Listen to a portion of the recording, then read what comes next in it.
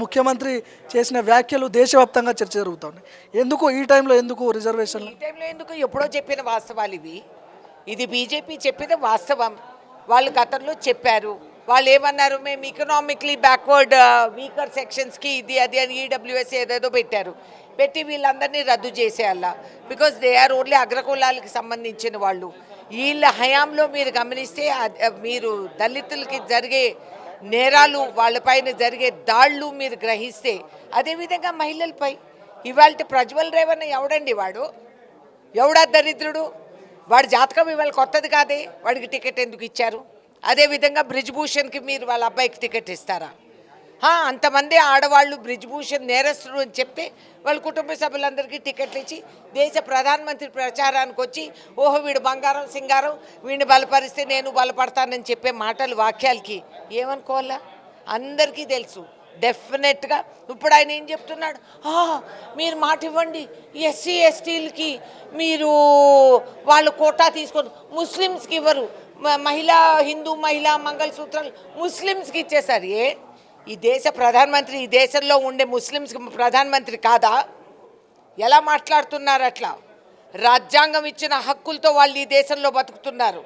వీళ్ళు పెట్టిన భిక్షం కాదు, వీళ్ళ ఆస్తిలో వాటా కాదు. ముస్లిమ్స్ అక్కర్లేదా? విదేశాల్లో ముస్లిమ్స్ ఏం మాట్లాడుతున్నారు ఆయనకు అర్థమైందా? ఎంతమంది హిందూస్ విదేశాలు ముస్లిం రాజ్యాల్లో వాళ్ళు బతుకుతున్నారు, సంపాదించుకుంటున్నారు. వాళ్ళందరూ ఆశ్చర్యపోయి కంగారు పడి ఫోన్లు చేసి కంగారు పడుతుంటే అసలు లోకజ్ఞానం ఉన్నోళ్ళు ఎవరన్నా ఇట్లా మాట్లాడతారా? చాలా శోచనీయం, సిగ్గుచేటు. అమిత్ షా వీడియో మార్ఫింగ్ చేసి మీరు సోషల్ మీడియాలో పోస్ట్ చేశారనే విమర్శ వాళ్ళు చేస్తున్నారు. రేవంత్ రెడ్డి కూడా షేర్ చేసిందంట అమిత్ షా మార్ఫింగ్ వీడియో.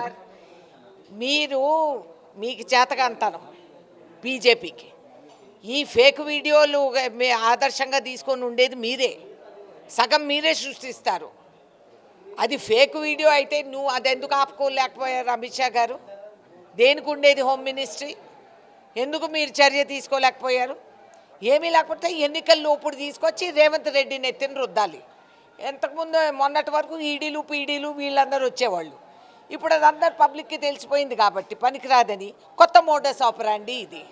ఎన్నికల్లో ఆయన సమన్ చేస్తారు ఢిల్లీ పోలీస్. ఏ హక్కుతో ఢిల్లీ పోలీస్ ఇక్కడ తెలంగాణలో కూర్చొని ఉన్నారు? ఎట్లొచ్చారు? ఏ పర్మిట్, వాట్ పర్మిషన్, దేనికి వచ్చారు, ఏం వారెంట్ కింద వచ్చారు?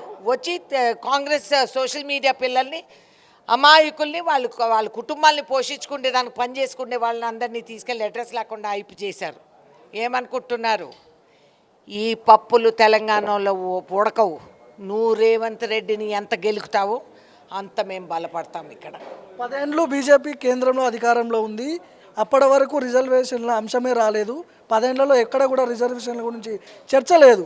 ఇప్పుడు ఎందుకు మళ్ళీ అధికారంలోకి వస్తే రిజర్వేషన్లు మేము తీసేస్తామని మీరు చెప్తున్నారు? 10 ఏళ్లలో చేసి ఉండొచ్చు కదా ఒకవేళ చేయాలనుకుంటే.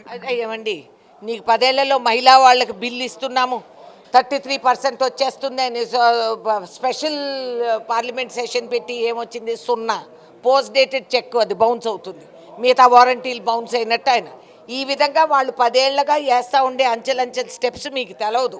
పార్లమెంట్లో ఎప్పుడన్నా సభలో చర్చ జరిగితే కదా బుల్డోజ్ చేసేసి ఇష్టం వచ్చిన బిల్లులు పాస్ చేసుకున్నారు. చాలామందికి అవగాహన లేదు. రాష్ట్రంలో ఆర్ఆర్ ట్యాక్స్ నడుస్తూ ఉందంట. ఇక్కడ ఉన్నటువంటి తెలంగాణ సంపదని ఢిల్లీకి ఎత్తుకెళ్తున్నారు కాంగ్రెస్ వాళ్ళు అని విమర్శలు చేస్తున్నారు. అవును అండి, ఆర్ఆర్ అంటే మా దృష్టిలో రైతు రాజ్యం, అంతేగాని రైతు రాజ్యం కోసం మరి మేము ఏ ట్యాక్సుల గురించి మేము అడుగుతున్నాము? అడానీ అంబానీ ట్యాక్స్ అదేమైంది అది చెప్పమనండి. అది చెప్పినప్పుడు మేము చెప్తాం. మేమేం ప్రత్యేకంగా ఎవరికి ఆర్ఆర్లు ఇవ్వలేదు. సో వాళ్ళు చెప్పే నేరాలు, వాళ్ళు చెప్పేటన్ని పచ్చి అసత్యాలండి.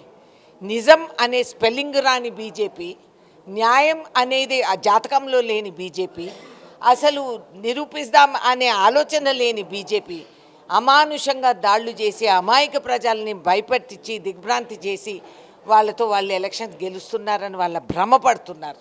400 బార్ రేనేదో యార్. కేసీఆర్ కూడా అంటున్నాడు మీరు 5 ఏళ్ళ అధికారంలో ఉండరంట ఇక్కడ. ఆయన పాపం ఏం చెప్పినా నేను క్షమిస్తాను. పాపం బుర్ర చెడిపోయింది కదా, ఓడిపోయినాడు కదా, ఆయన ఎక్కడో పడుకొని ఉన్నాడు. పడుతున్నారు అంతే. మరి ఏం చేయాలా మనము? గాయపడినోడు ఇంకొక తాపుదంతే లాభం లేదు. It's okay. ఆయన ఏదో మాట్లాడుతూ ఉంటాడు, అందరికీ తెలుసు. అలా మాట్లాడి మాట్లాడి మాట్లాడి ఈ పరిస్థితికి వచ్చాడు. ఆయన మా జోషన్ చెప్పే బదులు ఆయన జాతకం జోషన్ చెప్పుకోమనండి. కాంగ్రెస్ వచ్చిన 3-4 నెలల్లోనే వ్యతిరేకత పెరిగింది. 6 గ్యారెంటీల విషయంలో మీరు ఫెయిల్ అయ్యారని చెప్తున్నారు కదా. అబ్బా ఆర్గార్ బీజేపీ బీఆర్ఎస్ ఇద్దరు ఒకటి కలిసి ఆడే నాటకాలు ఇవన్నీ. మేము ఫెయిల్ అయినామా పాస్ అయ్యామా రిజల్ట్ వచ్చినాక మాట్లాడదాం. ఎన్ని సీట్లు ఎక్స్పెక్ట్ చేస్తున్నారు తెలంగాణ నుంచి? 17కు 17 గెలవాలనే ధీమాలో మేము దిగాం. సో యూ విల్ సీ మేము ఎన్ని గెలుస్తామని.